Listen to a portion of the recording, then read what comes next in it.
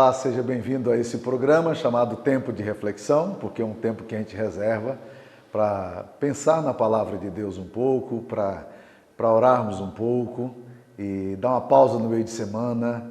Algumas pessoas já têm participado desse programa desde o início, nós estamos expondo o livro de Gênesis, já temos vários sermões gravados, se você deseja dar uma olhadinha lá atrás, também há vários textos que você pode olhar. Uma das coisas que a gente encoraja as pessoas a fazerem é compartilhar o que você está ouvindo.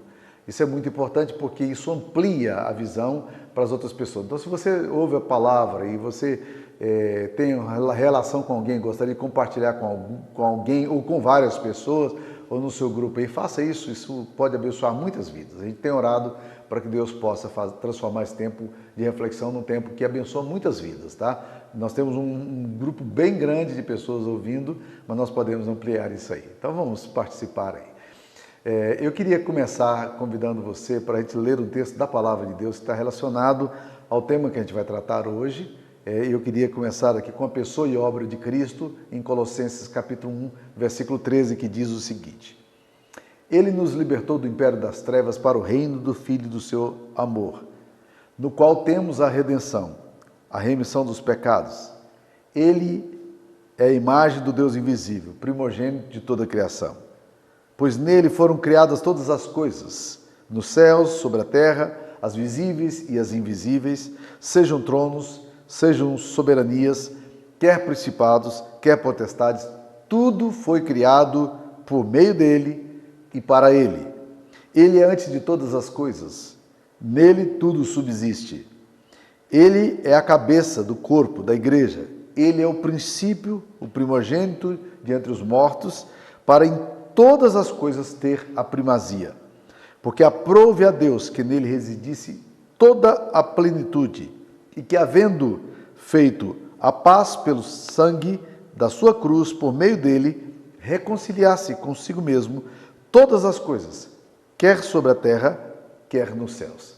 Que texto fantástico! Eu acho que esse texto aqui seria suficiente para a gente poder entender quem é Jesus na compreensão das Escrituras Sagradas. Esse texto aqui é um tratado teológico. Se você pegar cada uma dessas frases, que ela fala da pessoa de Cristo, da obra de Cristo, e é o tema que nós vamos tratar daqui um pouquinho, onde está o Cordeiro, e nós vamos estar estudando hoje Gênesis capítulo 22. Nós vamos, nesse momento, orar, logo em seguida teremos uma música e voltaremos para a gente poder estudar a palavra de Deus. Quero orar com você, quero orar por esses problemas que afligem o seu coração e o mundo nesse momento. Ore comigo.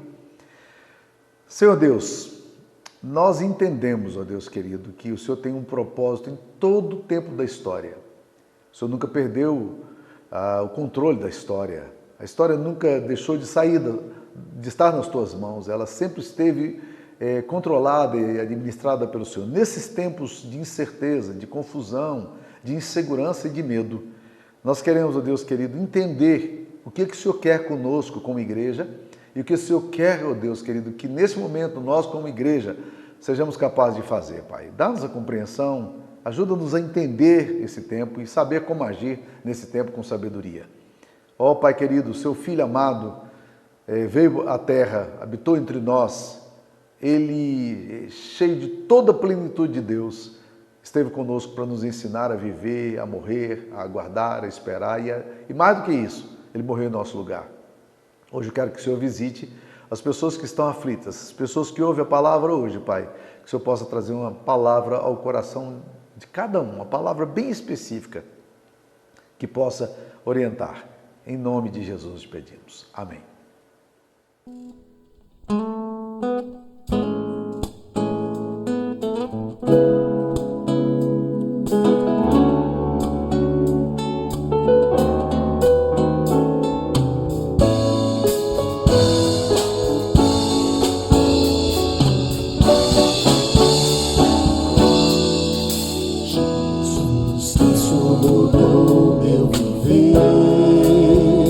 Jesus Cristo mudou meu viver, é a luz que ilumina meu ser. Sim, Jesus Cristo mudou meu viver.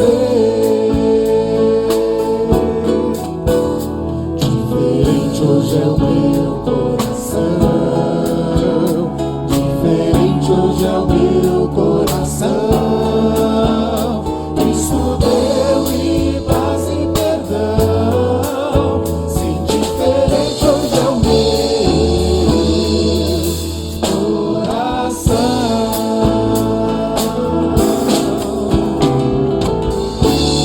O amor só conheci em canções que falavam de ilusões.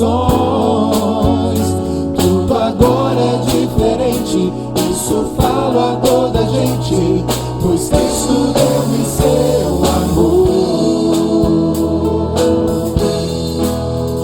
Jesus Cristo mudou meu viver. Jesus Cristo mudou meu viver. É a luz que ilumina meu ser. Sim, Jesus Cristo mudou meu viver. Diferente hoje é o meu coração.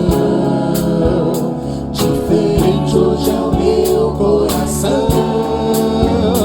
Cristo deu-me paz e perdão. Sim, diferente hoje é o meu coração.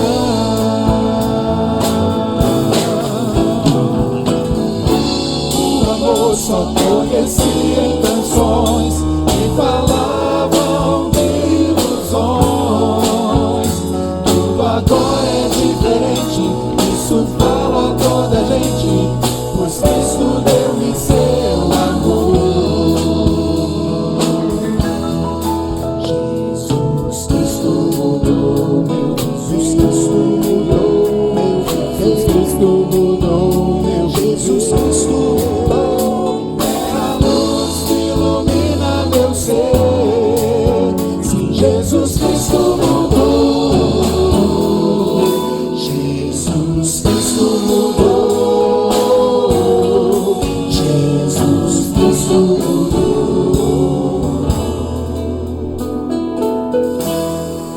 meu viver.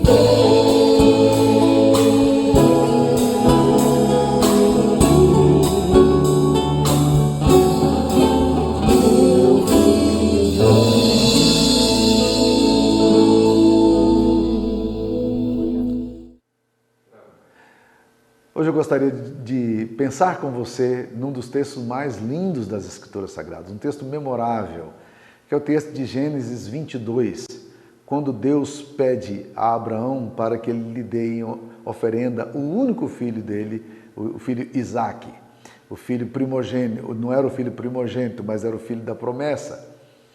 E o texto é maravilhoso e eu gostaria de convidar você para refletir sobre isso a partir de Gênesis 22, versículo 1.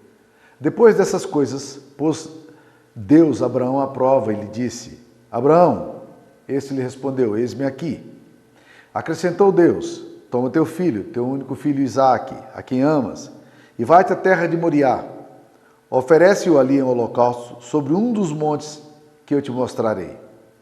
Levantou-se, pois, Abraão de madrugada e, tendo preparado o seu jumento, tomou consigo 2 dos seus servos e a Isaque, seu filho, rachou lenha para o holocausto e foi para o lugar que Deus lhe havia indicado. Ao terceiro dia, erguendo Abraão os olhos, viu o lugar de longe. Então disse a seus servos: esperai aqui com jumento, eu e o rapaz iremos até lá, e, havendo adorado, voltaremos para junto de vós. Tomou Abraão a lenha do holocausto e a colocou sobre Isaque, seu filho. Ele, porém, levava nas mãos o fogo e o cutelo. Assim caminhavam ambos juntos. Quando Isaque disse a Abraão, seu pai: meu pai, respondeu Abraão: eis-me aqui, meu filho. Perguntou-lhe Isaque: eis o fogo e a lenha, mas onde está o cordeiro para o holocausto? Respondeu Abraão: Deus proverá para si, meu filho, o cordeiro para o holocausto. E seguiam ambos juntos. Chegaram ao lugar que Deus lhe havia designado. Ali edificou Abraão um altar, sobre ele dispôs a lenha, amarrou Isaque, seu filho, e o deitou no altar em cima da lenha. E, estendendo a mão, tomou o cutelo para imolar o filho. Mas do céu lhe bradou o anjo do Senhor: Abraão, Abraão! Ele respondeu: eis-me aqui. Então lhe disse: não estendas a mão sobre o rapaz e nada lhe faças, pois agora sei que temes a Deus, porquanto não negastes o filho, o teu único filho. Tendo Abraão erguido os olhos, viu atrás de si um carneiro preso pelos chifres entre os arbustos. Tomou Abraão o carneiro e o ofereceu em holocausto em lugar do seu filho.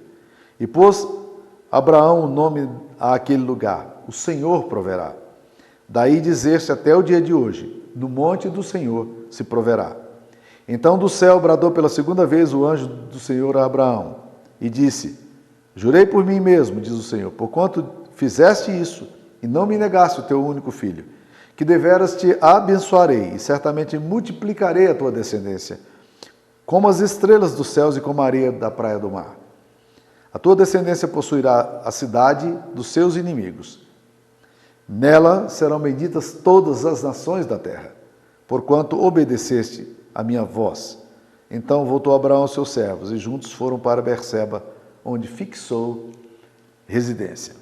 Esta é a palavra do Senhor. Meus queridos irmãos, esse texto é um dos mais inquietantes e conhecidos das Escrituras Sagradas. Ele foi o ponto de discussão de um conhecido teólogo chamado Søren Kierkegaard, filósofo e teólogo dinamarquês, que escreveu um livro chamado Temor e Tremor, no qual ele tenta identificar um pouco o coração de Abraão nessa configuração complexa de ver Deus exigindo dele o sacrifício do seu próprio filho e a obediência de Abraão nesse contexto de tanta agonia, de ter que sacrificar seu filho no altar. E ele então imagina as cenas mais difíceis que poderiam ter acontecido, as perguntas que poderiam vir ao coração de Abraão. E essas perguntas estão aí presentes no nosso coração quando nós lemos o texto. Quais os possíveis questionamentos que vieram à mente de Abraão? Por que, Senhor? Por que você quer que eu mate o meu filho? Segunda questão: Senhor, o Senhor prometeu por meio de Isaque me dar uma grande descendência. Se meu filho morrer, como é que as suas promessas poderão se cumprir? Aliás, Romanos fala que Abraão, ele cria até que Deus poderia ressuscitar o seu filho depois de morto. Tamanha era a fé dele. Uma outra pergunta possível: Deus, como é que Sara vai reagir quando eu chegar em casa e lhe disser: eu sacrifiquei Isaque no altar, o transformei num holocausto porque Deus pediu isso de mim?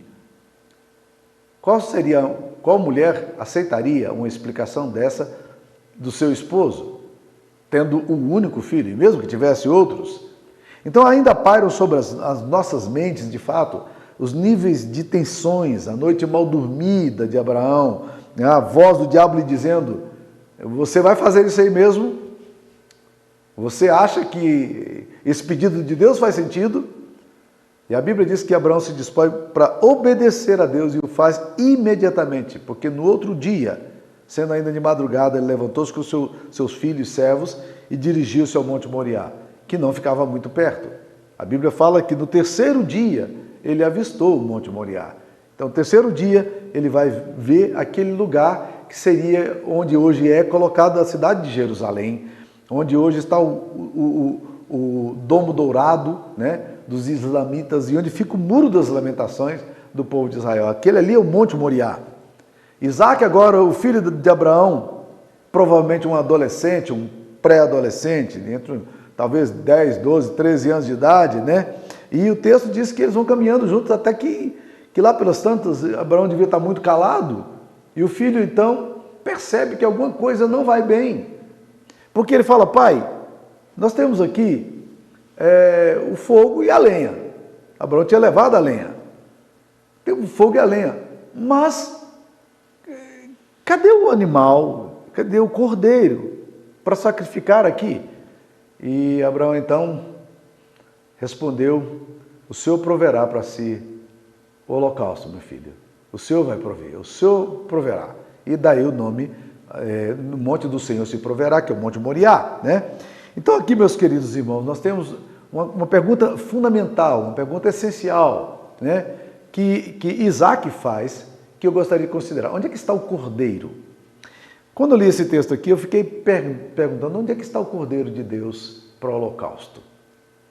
E esse texto aqui fala de duas coisas que Isaac detecta e pergunta e afirma que eles têm, mas eles não têm o essencial, eles não têm o animal. Fala, pai, nós temos o fogo e temos a lenha, mas onde é que está o cordeiro para o holocausto?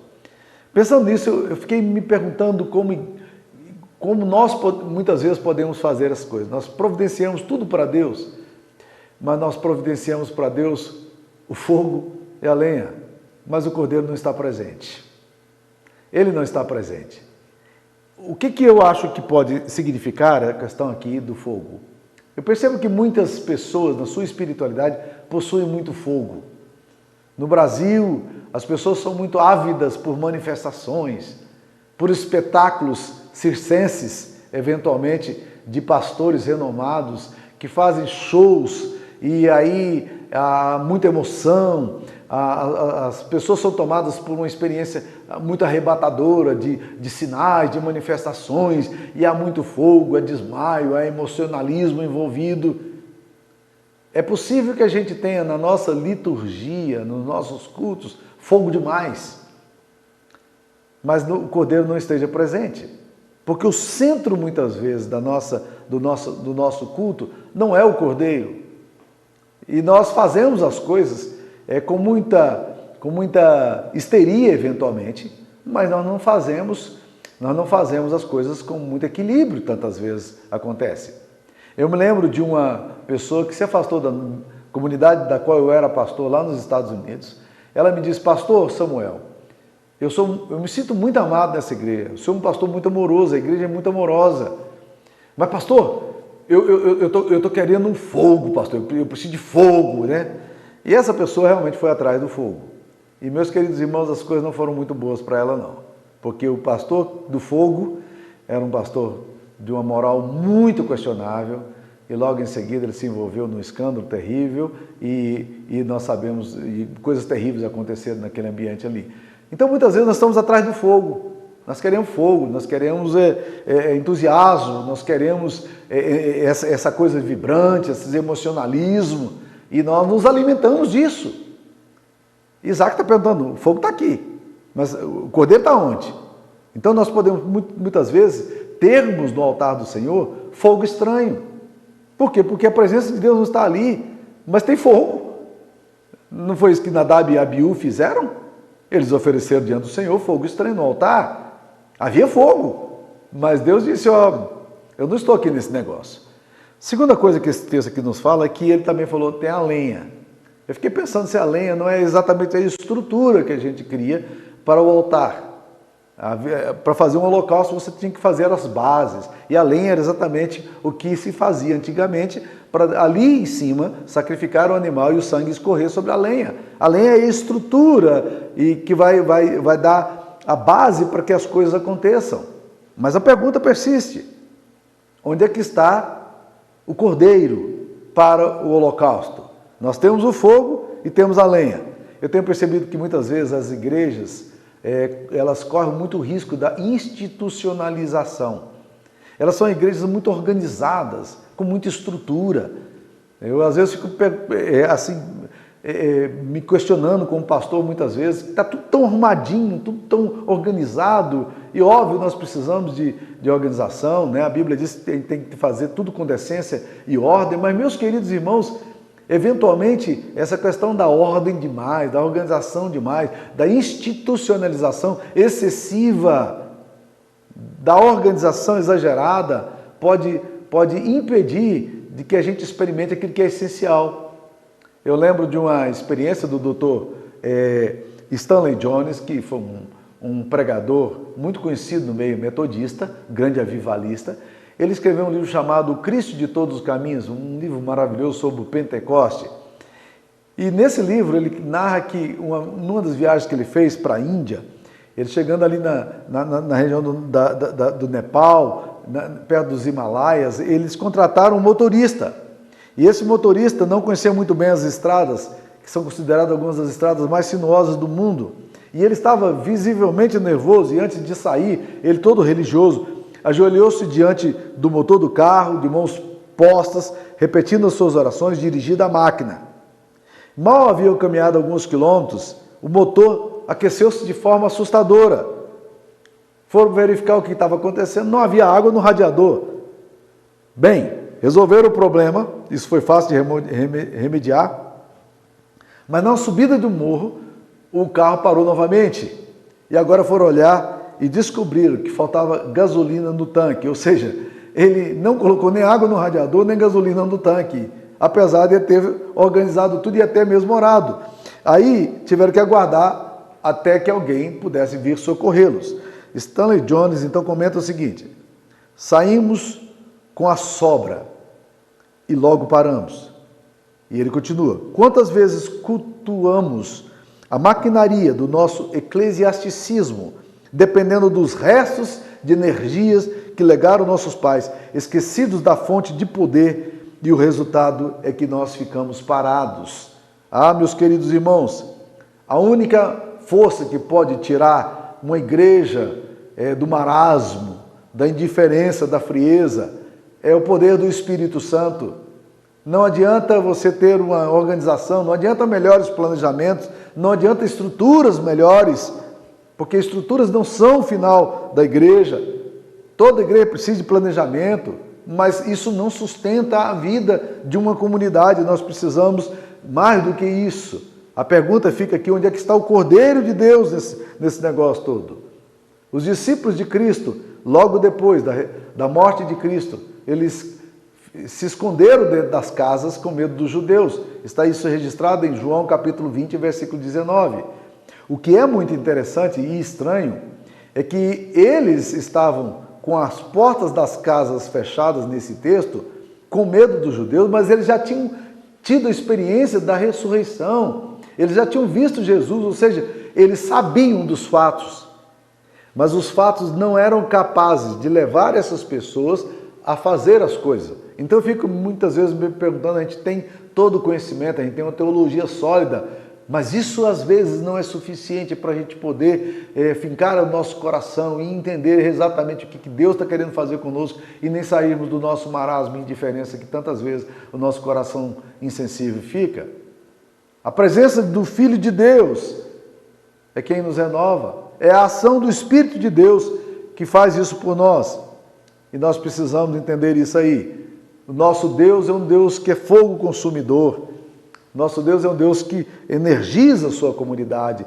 E por isso Jesus disse aos seus discípulos: vocês devem ficar em Jerusalém, até que do alto vocês sejam revestidos do Espírito Santo. Lucas 24, 49. E em Atos capítulo 1, versículo 8, ele vai dizer de novo: mas recebereis poder ao descer sobre vós o Espírito Santo, e sereis minhas testemunhas, tanto em Jerusalém, Judéia, Samaria, até os confins da terra. Vocês precisam receber poder. E é curioso que a palavra que ele usa ali é a palavra dinamis, energia, um dínamo celestial. Nós precisamos do dínamo de Deus para que a obra de Deus aconteça. Uma questão que fica aqui no meu coração, meus queridos irmãos: onde é que está o Cordeiro de Deus nos nossos cultos? E aí vai uma denúncia que também nós precisamos estar alertas a ela. É que muitas vezes os nossos cultos, eles não são feitos e não colocam Jesus para ser o centro dele. Preste atenção, por exemplo, nas nossas músicas, cantadas em nossas congregações, em nossas igrejas nos dias de hoje. Elas falam de triunfo, elas falam de derrota, de vitória sobre o diabo, e fazem proclamação de sucesso, de prosperidade, mas não são louvores a Jesus. Olha, por exemplo, o livro de Apocalipse, que é um livro de louvor. Quem é que está no centro do louvor? Ao que está assentado no trono e ao Cordeiro pertence a salvação, pertence a honra, o louvor e a glória. Aquele que morreu é digno de receber todo o louvor, toda a honra, toda a glória. Jesus está no centro da liturgia. Preste atenção nos cânticos que hoje nós cantamos nas nossas igrejas. Como a gente fala pouco de Jesus, como Jesus está tão alijado das nossas liturgias, dos nossos cânticos congregacionais. Nós precisamos olhar o que nós estamos cantando, perceber se Cristo está no centro disso aí.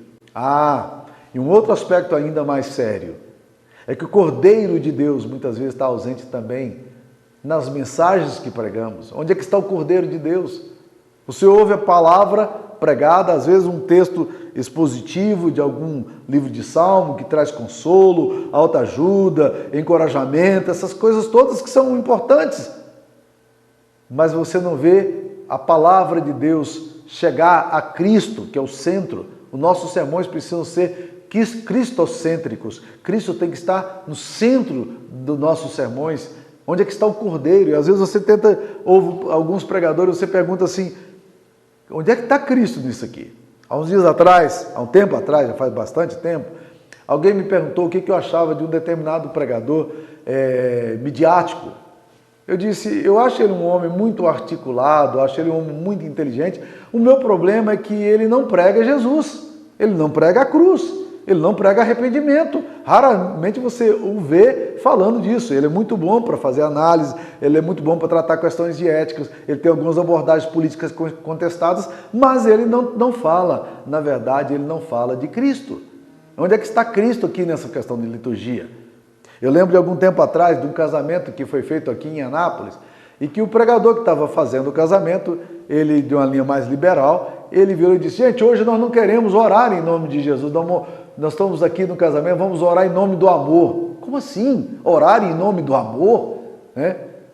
Nós oramos ao Pai em nome de Jesus. É em nome de Jesus que se deve orar. E nós não podemos perder de forma nenhuma a perspectiva de que, na verdade, o Cordeiro do Holocausto tem que estar presente. Por quê? Porque não há culto verdadeiro, não há culto bíblico, não há culto reformado, não há culto vétero nem novo testamentário, que seja autêntico, se não houver no centro dele a ênfase em Cristo Jesus. Olha os sermões que os apóstolos pregaram em Atos.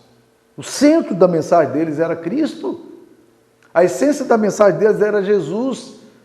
Eles eram profundamente cristocêntricos. Eles falavam da morte, da vida de Jesus, falavam da pessoa de Jesus, falavam da morte de Jesus, falavam da ressurreição de Jesus, falavam da vitória e do reino de Cristo. Sempre, sempre, sempre. Então nós precisamos entender, meus queridos irmãos, que a igreja primitiva sempre colocou Jesus e a sua obra no centro dos seus sermões. E nós devemos fazer a mesma coisa. Quando participarmos de qualquer culto evangélico, nós precisamos perguntar onde é que está o Cordeiro. O Cordeiro está sendo entronizado aqui. Ele é o único digno de receber a glória, a honra, o louvor e o poder. Pergunte a você mesmo se a sua adoração tem exaltado o nome do Cordeiro. Porque sem o Cordeiro não há adoração, não há culto verdadeiro, não há pregação autêntica, não há louvor genuíno. Porque é a pessoa do Cordeiro que precisa ser central e exaltada. E é curioso, meus queridos irmãos, que parece que é um movimento orquestrado do mal, das trevas, do diabo em relação a isso. Os dois eventos mais marcantes do cristianismo, pelo menos no cristianismo ocidental, é o nascimento de Cristo e a paixão de Cristo. Vocês já viram o que aconteceu no Natal? Eles substituíram Jesus, o neném que nasceu em Belém, por um Papai Noel, que veio do Polo Norte. Agora, nesse Natal, eu sou apaixonado por músicas de Natal, né? E lá em casa já é notório, eles já riem de mim, porque eu começo a ouvir música de Natal muito antes do Natal, né? E aí as pessoas têm que ter um pouco de paciência comigo, porque eu amo música de Natal. Mas eu, há um tempo atrás, estava querendo ouvir músicas de Natal evangélicas. Meus queridos, que dificuldade você encontrar músicas evangélicas. Ou encontrar, por exemplo, a série no YouTube, ou a série de músicas no Spotify, você encontrar isso aí para ouvir músicas evangélicas que exaltam a Jesus na época do Natal. As músicas são Jingle Bells, né? As músicas estão falando de festa, de Papai Noel, uma série de coisas, né? Mas não falam do Natal. A mesma coisa acontece na Páscoa. Vivemos agora recentemente A Páscoa, o cordeiro foi substituído por um coelho mágico, que bota ovos de todos os tamanhos, né? Então é um negócio, assim, uma substituição absurda que se faz de Cristo. Mas o perigo, meus queridos irmãos, é que o nosso culto pode também estar fazendo a mesma coisa. Onde é que está o cordeiro? Onde é que está Jesus em tudo isso aí? Agora, esse texto aqui, meus queridos irmãos, foca no fato de que o cordeiro, ele é providenciado pelo próprio Deus. E Abraão, sem o saber, profeticamente está dizendo, quando o filho pergunta: pai, eis o fogo e a lenha, mas onde está o cordeiro para o holocausto? Ele constrangidamente e confiadamente disse: Deus proverá para si, meu filho, o cordeiro para o holocausto. E seguiam ambos juntos. Deus vai providenciar o cordeiro para o holocausto. E não foi isso que aconteceu? Quando Abraão pega o cutelo e vai sacrificar seu filho, Deus se levanta e diz assim: não, Abraão, não toque no seu filho, porque agora eu sei que o seu coração é meu, né? Agora eu sei que você teme a Deus, porquanto você não me negou o seu próprio filho, o seu único filho, tá? E aí Abraão agora ergue os olhos e ele vê atrás de si, no versículo 13, um carneiro preso pelos chifres entre os arbustos. Tomou Abraão o carneiro e o ofereceu em holocausto em lugar de seu filho. O substituto aqui do filho dele. Deus providencia para si o seu próprio sacrifício. Queridos, esse texto é profundamente cristocêntrico. Porque esse texto está falando exatamente do que? Do sacrifício de Cristo que vai acontecer muitos anos depois, nas redondezas do Monte Moriá. Não foi exatamente no Monte Moriá, mas foi ali nas redondezas do Monte Moriá. Por quê? Porque Jerusalém, Jesus foi tirado do centro de Jerusalém. Ele foi sacrificado nos arraiais do Monte Moriá. Mas não é fantástico que Deus leva Abraão a andar 3 dias de Berseba, lá já saindo para o Egito, no sul? Ele leva por 3 dias Abraão, até Abraão ver o Monte Moriá. Por que é que Abraão tinha que se sacrificar no Monte Moriá? Porque naquele Monte Moriá, Deus haveria de providenciar o seu Filho amado para substituir-nos, porque Deus haveria de providenciar o holocausto para o sacrifício. E o holocausto era nada mais, nada menos do que o seu próprio Filho amado, Jesus. Deus impediu que Abraão desse o seu filho, mas Deus não impediu que seu filho se desse por nós. Pelo contrário, o seu filho veio para morrer em nosso lugar. Naquele Monte Moriá, sim, o Filho de Deus seria sacrificado por nós. Naquele Monte Moriá, Deus providenciou para si um holocausto. E qual é a ideia do holocausto? O holocausto é um sacrifício pelos pecados, pelas culpas. E Jesus vai entrar agora naquele holocausto agora, e ele vai nos tornar, por meio do seu sangue, ele vai nos tornar aceitáveis a Deus, aprazíveis a Deus, porque o que nós ofertamos para Deus é muito pouco. E Jesus agora paga por nós o nosso pecado. Ele disse ao Pai: tudo está consumado, tudo está pago, Pai. O que era necessário que eu fizesse, eu fiz. Deus providenciou para si o Cordeiro perfeito, sem mácula, Jesus, que agora morre na cruz por nossos pecados, uma vez por todas, derramando o seu sangue. Deus providencia na história, muitos anos depois, Deus vai providenciar profeticamente o que Abraão disse: Deus proverá para si o holocausto. O Filho de Deus vai agora naquela cruz para morrer por nós. E essa é a mensagem central desse texto. Agora, esse texto também, meus queridos irmãos, me chama a atenção para a gente pensar numa coisa interessante. Deus pediu a Abraão um sacrifício do seu filho. Correto? E Abraão, obedientemente, resolveu sacrificar seu próprio filho. Deus, porém, não aceita sacrifícios humanos. Deus nunca pediu isso. Na Bíblia não existe sacrifícios humanos. Então, o que nós percebemos no texto aqui, meus queridos, é que, na verdade, Deus queria provar o coração de Abraão, para saber se Abraão tinha um coração de adorador. Porque só existe uma coisa que é fundamental para Deus: é o coração de um adorador. Deus não pede de nós sacrifícios, Deus pediu a Abraão, mas ele não quis. Qualquer tentativa de tentar comprar o favor de Deus anula a compreensão que nós precisamos ter do Cordeiro de Deus, que de forma suficiente morreu naquela cruz. Na verdade, Deus não estava interessado em nada do que Abraão pudesse lhe dar. Deus pede apenas. Deus só estava interessado em saber: você está disposto a dar o seu coração? Deus estava interessado no coração e na disposição de Abraão de transformar Deus no centro da sua vida. E isso, meus queridos, é a antítese da idolatria. Por que acontece na idolatria? Nós colocamos alguma coisa entre nós e Deus.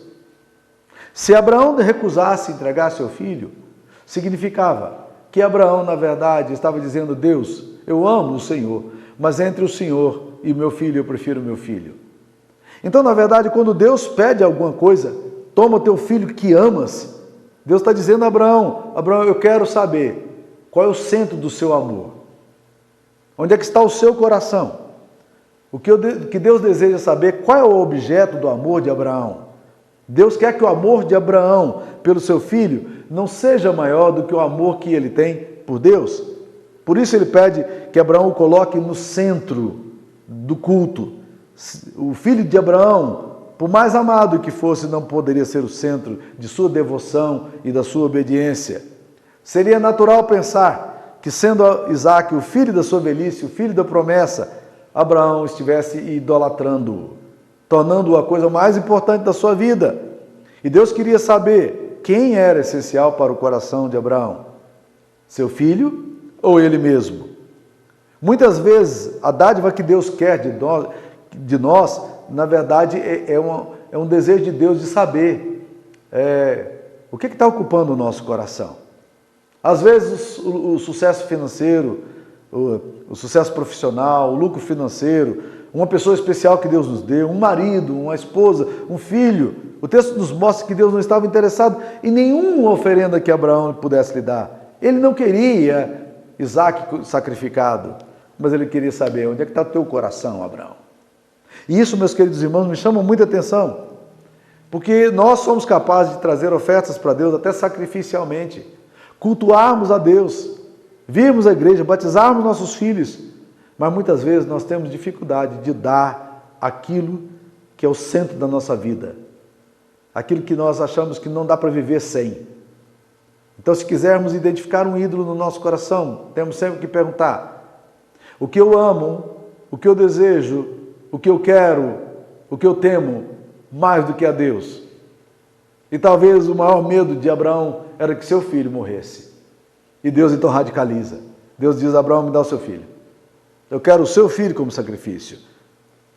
Deus, na verdade, quando Abraão pensa que vai fazer o que Deus lhe pede, ele descobre que Deus não queria nada daquilo. Deus queria apenas o seu coração. Capítulo 22, versículo 12 diz: não estendas a mão sobre o rapaz, e nada lhe faças, pois agora sei que temes a Deus, porquanto não me negaste o filho, o teu único filho. Deus queria saber onde é que estavam os afetos de Abraão, e isso mesmo é o que ele deseja de nós como adoradores. O que você acha que Deus está lhe pedindo? O que você acha que é difícil demais de dar para Deus? Muitas pessoas acham que é difícil dar dinheiro para Deus. Não. Uma vez uma pessoa me inquiriu: mas para que trazer dinheiro para Deus, para a obra do Senhor? Não, rapaz, Deus não está interessado no seu dinheiro, não. Mas Deus quer saber onde é que estão os seus afetos, onde é que está o seu coração, aquilo que é mais precioso para você. Deus deseja a nossa entrega plena, sem restrições, adoração plena, sem reservas. E lá em João 4, Jesus então fala aos seus discípulos: Deus é Espírito, e importa que seus adoradores o adorem em espírito e em verdade, porque são esses adoradores que o Pai busca para si, em espírito e em verdade. Que Deus abençoe a sua vida, meu irmão. Que Deus te ajude a colocar o seu coração em resposta à gratidão pelo sacrifício que Deus fez por nós através de seu Filho. Que Deus coloque o seu coração, os seus afetos à disposição dele. Eu queria orar por você. Ó Deus querido, aplica essa palavra ao nosso coração, Pai. Ó Deus, como nós precisamos, Senhor, de fato entender o lugar dos nossos afetos na Tua presença e na nossa adoração. Ajuda-nos a entender que Cristo tem que ser o centro, Pai, do nosso culto. Ajuda-nos a entender que os nossos afetos têm que estar subordinados a Ti, para que assim o nosso coração seja o coração de um verdadeiro adorador. É no nome de Jesus que nos oramos. Amém, Pai. Amém. Deus te abençoe.